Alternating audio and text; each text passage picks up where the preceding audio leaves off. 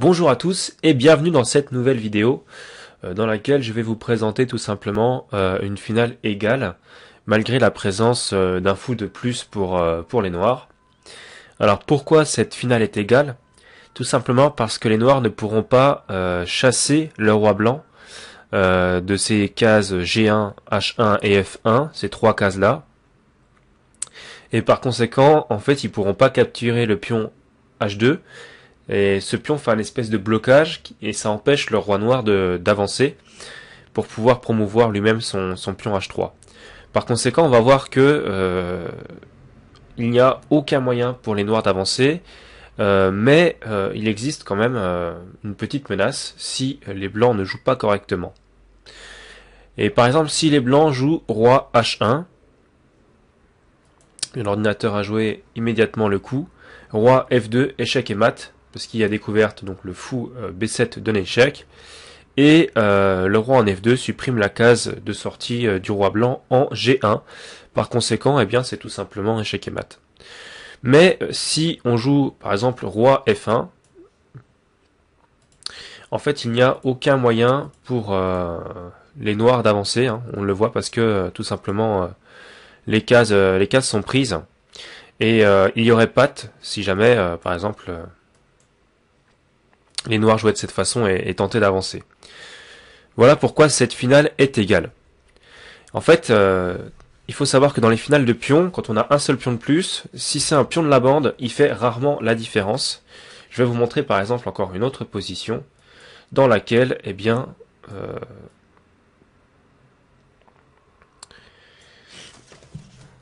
les blancs parviennent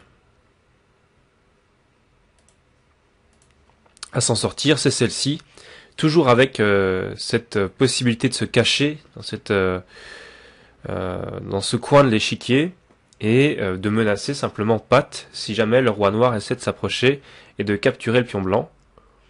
Alors ici la menace elle est très directe, hein, roi ici, et finalement si roi F2 ou roi E2, il y a patte.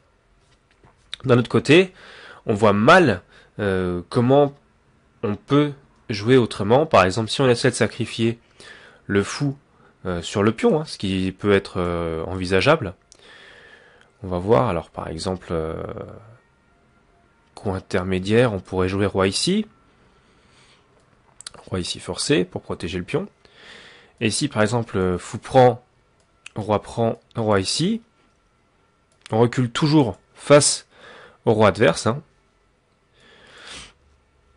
Quoi qu'il en soit, c'est quelle que soit la position, c'est le meilleur coup à jouer.